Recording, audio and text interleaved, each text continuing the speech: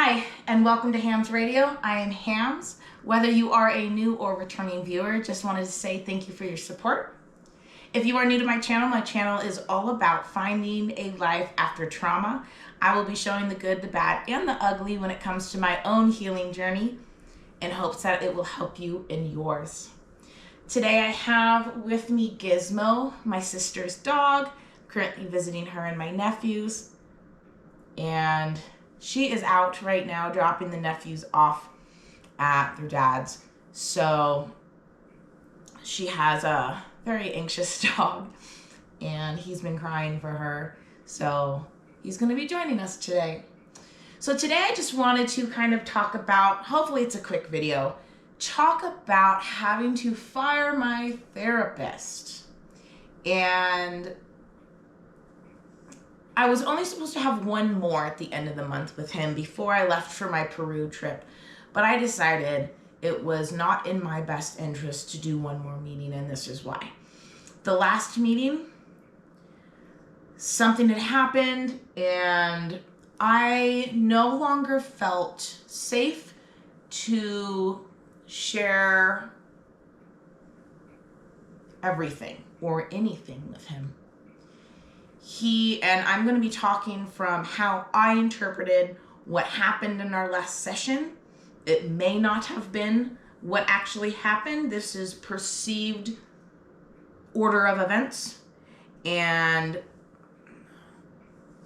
I'm not claiming that I know exactly what went through his head or what he was doing. This is how I perceived it. So I was in a mood. I was in a flashback, actually.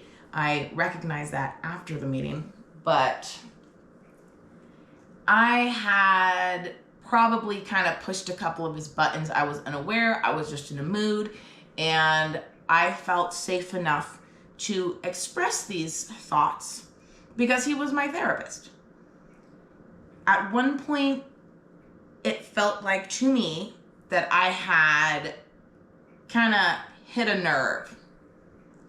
And when that happened, it felt like to me that he got on the soapbox, he started monologuing, it felt like I was being lectured. And in that moment, I did not feel safe enough.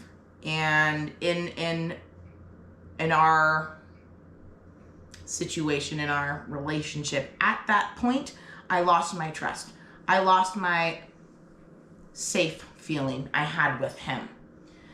I froze. So of the 4 trauma responses, the fight, flight, freeze, or fawn, in that moment, I froze.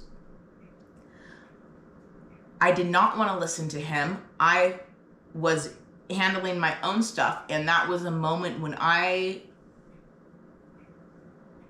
automatically was trying to now hold his hand through his feelings, or at least I had to be more aware of what I said.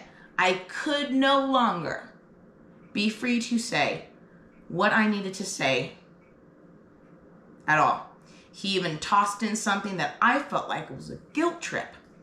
He told me, he said, I left a group or a meeting early so I could make sure that I fit you in, that I could see you. How I took that was, you're lucky that I made time for you. That is how I took it. So regardless of his intent, regardless of actually what happened on his end, this is how I interpreted the order of events. So regardless of what actually happened on his end, I no longer felt safe as his client, or whatever you want to say. So, and I don't know. So, even though I've had a good relationship with him for the last couple of months that I've been seeing him, it was no longer a relationship I felt like I could be honest enough, because now, moving forward, in the back of my head, the people-pleasing part of me the fawning part of me would be triggered, or at least the potential to be triggered would completely be there. And moving forward, there's no way I could have, there's the trust I had with him no longer there. So I'm going to refer back to Pete Walker's CPTSD book again.